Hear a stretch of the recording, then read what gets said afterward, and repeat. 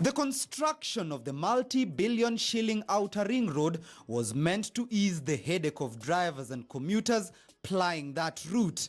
But the same project is also causing sleepless nights to the residents of Pioneer Estate, who are situated at the periphery of where the highway passes through. Take Mweke Mativo, for instance. He has lived here since the year 2006. His house is closest to the road. When Outer Ring Road was being constructed, the contractors poured tons of soil along the side of the estate to pave way for the construction of the road. But when the road was finally completed, the soil was never removed. This soil where we are standing right now, it has been raised about 3 feet above our houses, which has the effect that the water now flows into our houses, because the soil goes right to our wall. And as you can see, for example, to my back door, I had to dig here to open it. It will not open. The soil, which has since elevated the ground level on the footpath along Outer Ring Road, has made residents along this stretch vulnerable to house break-ins. This is what we have been forced to do. The walls were at this level and they were high enough. We didn't have any issue of insecurity because of that. But since they lifted this level, this place to this level, now thugs just jump. So easy to access. Yes. In fact, you can see that one, I've added that one.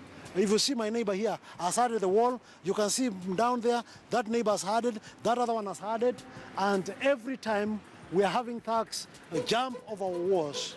So we will petition Kura to raise this wall by at least 2 more meters so that we reduce the noise.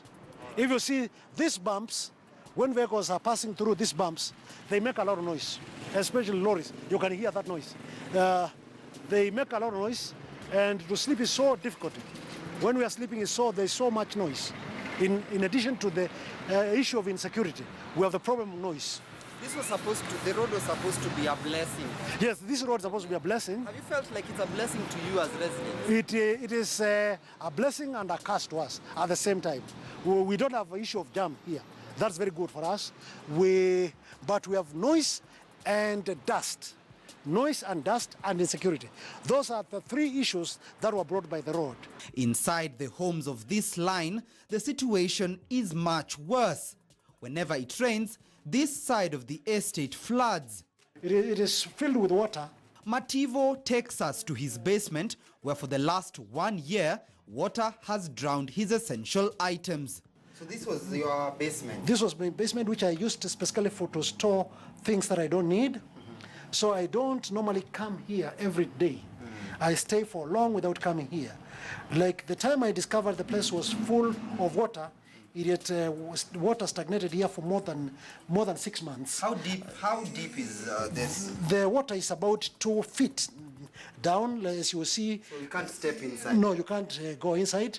Now this is the level of the water, which is about 2 feet deep. Every time it really rains, the water continues to seep in.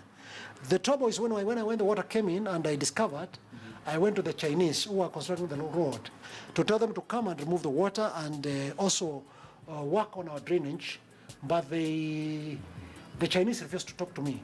The residents' numerous complaints to the Kenya Urban Roads Authority have been received with non-committal response to solving the problem.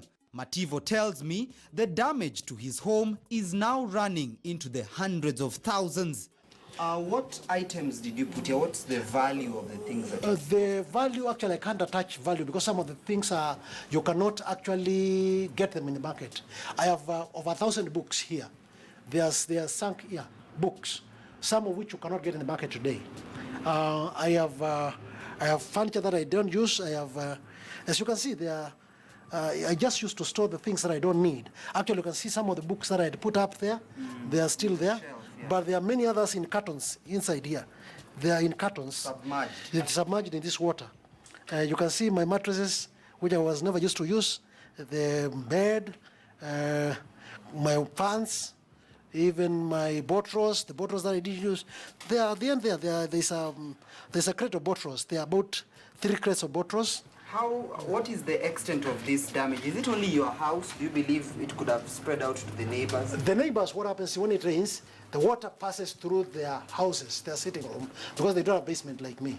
So like now you cannot put a carpet in your sitting room because when it rains, the water will pass through the sitting room. The residents blame the Chinese contractor for failure to adhere to construction rules and ensure uninterrupted supply of water and clean passage of drainage systems. Kitu siku like ni about hii barabara ilijengwa juu it mess a lot of things within the estate, like because of drainage. I think when they were building, either ni mchanga iliingia kwa whatever was supposed to be touring maji on the other side, ama waliziba in the process. Had to understand what happened there, but when it rains, it floods. The residents of Phase 1A and 1B are lucky though. They have not had any major water disruption in the estate due to construction of the road. The same can't be said about those who reside in Phase 2, who now have to contend with receiving water twice a week since completion of the Outer Ring Road. But for them, no challenge outdoes the one they experience whenever this happens. This is a thick smoke of burnt tires from a makeshift yard that operates illegally behind the estate's wall. Yes, it's true. Very small. Mary Huho has written several letters to the National Environment Management Authority and filed complaints to the nearest police post with little success. Sometimes ikinavyochoma, it really suffocates. Because utakuta like simechomea hapo chini, unakuta moshi coming this way. Kama nani hii, tuseme like kama kuna upepo inakuja this way. And I'm telling you, kama umefuata nguo, everything becomes dirty. Soot. All over kikanyanga, soot. The smoke rears its ugly head for more than 3 hours, at least twice every week, causing residents unbearable discomfort and leaving them prone to respiratory diseases, if not worse. Their attempts to add an extra layer of iron sheet fencing to the existing brick wall has done little to ease the matter. I remember once we went at a police station to report the case, but it's like he's beyond the law. I don't know, ni wanani, yes. Nyinyi mta complain, lakini hey, what can you do? Umtadu. And no resident is as irritated about the environmental pollution than Mary Huho, who mans the estate's best front lawn. She religiously tenders to her front garden, which openly stands out amongst a group of otherwise unorthodox vegetable gardens in the estate. It stands out. And it smiles back to me. Yes? And when I am out, I can tell this flower of mine is frustrated. And someone touched it. Really? I have that. And I get so angry. Nikikuta mtu tu amechuna tu hivyo. Nisikia Utieno ndiye alikuwa hapa amechuna. I'm in trouble. You're in trouble. But the estate remains alive to the fact that exclusivity must be achieved, and as we are about to find out, it isn't cheap. If you have nowhere to stay, karibu, and you can hire it out.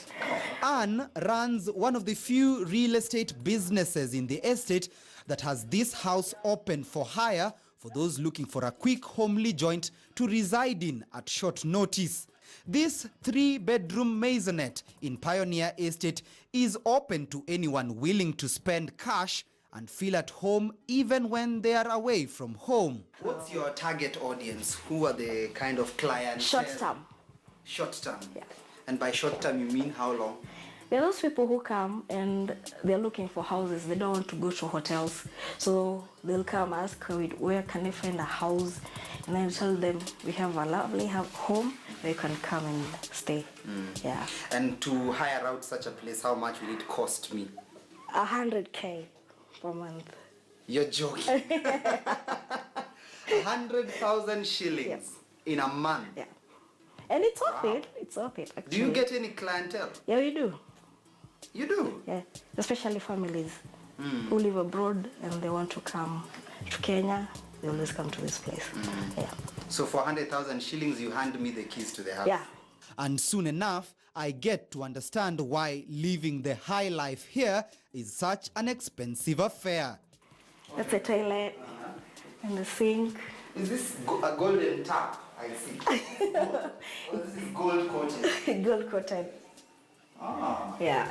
From gold-coated sink taps to marble-embedded floors, here you find the comfort worth your pocket. In a year, Yeah, in a year like we how? get like 6 to 7 families. 6 to 7 families yeah.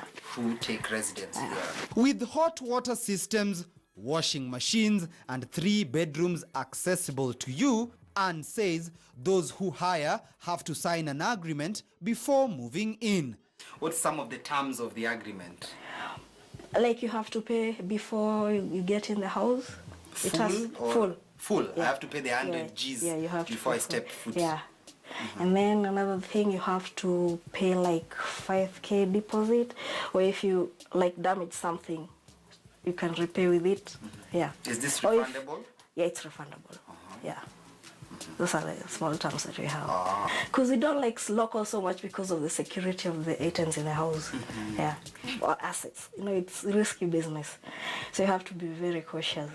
That's what we do internationally. Yeah. And so, Pioneer is the estate that anyone, regardless of how deep your pocket is, can truly reside. Maybe for each of you, nataka nitaje one thing you like about hii mtaa and one thing you don't like about hii mtaa. I'll go first. Hatukosangi maji. Hiyo ni poa. As in ever. Kabisa, Like as in- tukikosa ni maybe one Either day. Na ni national crisis. Ama sijui Na tukikosa, we have a neighbor who has a like really huge tank. reservoir. A relatively small estate by all extent. Yeah. How then do you distinguish yourself from the neighboring estates, Outer Ring, which is also relatively smaller, and the big giant that is Buruburu Estate that everybody knows? Now, the houses of Pioneer are differently done when you compare them to the houses of Buruburu Phase 5, all the phases of Buruburu. The way the courts are arranged is different. Yani, it is unique. The way it is done here is not the way it is done in Buruburu. Me personally imenifunza ku appreciate diversity. Juu unaweza kuta tuli grow up na watu wengine ni pengine a bit well up, wengine ni different tribes, wengine ni mzungu, pengine unakuta kama mwenyewe hapo hivyo babake ni mzungu, mamake ni Msapere. Such things. Sa unakuta ulienda London tunaisikiaga kwa TV ama kwa news, unaona? So una appreciate hiyo diversity, unakam kuona wasee much later in life unaona umekuwa msupu ama umekuwa mpoa ama umekuwa mbigi guy. For Area Code, I am Timothy Otieno.